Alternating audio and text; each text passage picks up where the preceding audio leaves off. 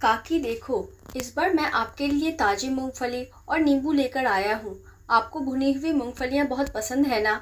और नींबू का मीठा अचार आपके हाथ का हो तो क्या कहना। इस बार पोस्टिंग हो गई तो छोटी नहीं, बड़े डिब्बे में भरकर ले जाऊंगा। हंसते हुए राकेश ने कहा। हाँ बेटा, जितना चाहे ले जाना, और भगवान करे तेरी पोस्टिंग इस बार जरूर हो जाए। आशीर्वाद देते हुए सरस्वती जी बोली, और तुरंत अपनी बहू विधि को बोला, बहू चाय नाश्ते का प्रबंध करो। सुबह से निकला है बच्चा, इसे भूख लगी होगी। विधि को जैसे ही पता चला कि गांव से फिर मेहमान आया है, उसका पारा जोरों से चढ़ गया। गुस्से में बड़बड़ कर बर्तन पटकते हुए रसोई में काम करने लगी, जिसकी आवाज़ बाहर तक आ रही थी। सरस्वती जी समझ गई थी कि बहू को राकेश का आना पसंद नहीं आया। ऐसा पहली बार नहीं हुआ। जब से विधि शादी करके उस घर में आई थी, उसे गांव से आए मेहमानों का आना बिल्कुल पसंद नहीं था। हर बार एक ही बात कहती, ये सब लोग अपना फ़ायदा निकाल कर चले जाते हैं और हम यहाँ उनकी सेवा स्वागत करते रहते हैं। आपके मेहमान मेरी आफत बन जाते हैं।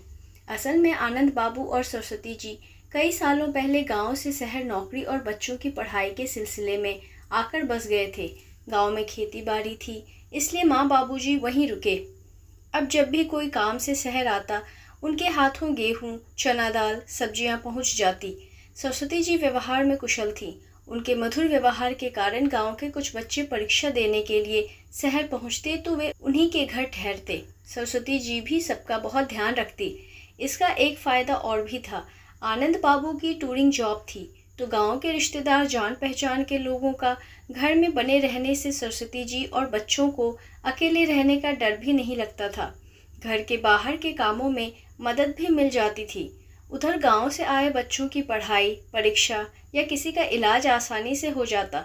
इस तरह उनका मान सम्मान गांव में बहुत बढ़ गया। सभी आनंद बाबू के बड़े आभारी होते। कुछ बच्चों की शहर में नौकरियां लग गई।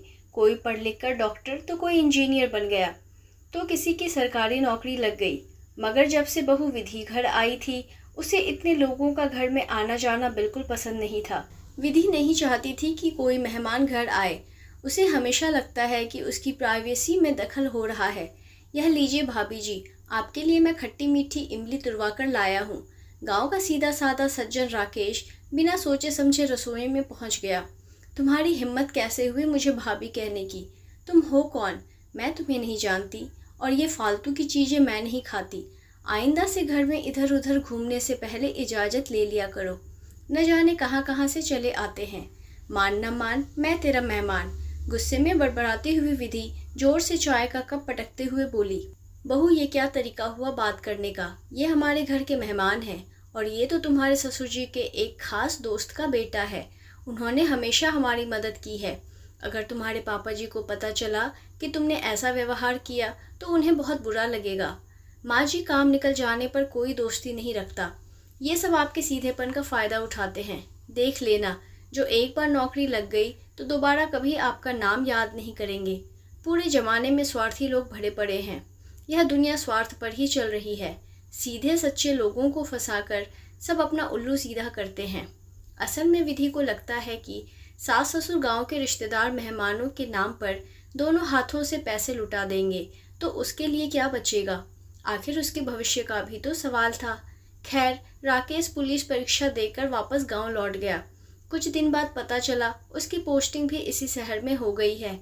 एक दिन यह बताने के लिए सरस्वती जी के घर आया, मिठाई का डब्बा लेकर। आशीर्वाद लेकर उल्टे पांव लौट गया। सरस्वती जी भी विधि के व्यवहार से परेशान थी, इसलिए रुकने को नहीं बोल पाई। एक शाम को ऑफिस से लौटते समय गौरव का एक्सीडेंट हो गया। कार वाला उनकी स्कूटी को टक्कर देकर भाग रहा था। भीड़ में किसी ने नंबर नोट कर लिया और पुलिस को फ़ोन लगा दिया। इत्तेफाक से वहीं से निकल रहे राकेश ने गौरव भैया को पहचान लिया और एम्बुलेंस से सीधा जिला अस्पताल पहुंचाया। पैरों में कुछ चोटें लगी थी और एक हाथ में फ्रैक्चर हो गया। इसके बाद राकेश ने घर पर फ़ोन करके सभी को इस बारे में जानकारी दी।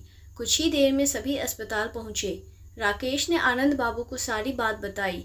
कार वाला भी पकड़ा जा चुका था, ये खबर भी बताई। वे बोले, बेटा तुम्हारा एहसान मैं कैसे चुकाऊंगा? अरे काका, मैं आपका छोटा बेटा ही हूँ, आपकी मदद करना मेरा फ़र्ज है।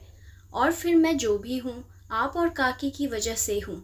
वरना कौन है इस बड़े शहर में जो गांव के लोगों को आसरा देता है। राकेश की बात सुनकर विधि अपने हाथ जोड़कर बोली, भैया मुझे माफ़ करिए, मैंने उस दिन आपको कितना भला बुरा कहा, मगर आपने भगवान के रूप में आकर मेरे सुहाग की रक्षा की है। हो सके तो मुझे माफ़ कर दीजिएगा। राकेश बोला, भाभी माँ समान होती है, अगर माँ अपने बच्चों को डांट दे तो बच्चा कभी माँ से संबंध नहीं तोड़ता। मुझे उस दिन आपकी किसी बात का बुरा नहीं लगा, मैंने यही सोचा हो सकता है आप उस दिन किसी परेशानी में हो।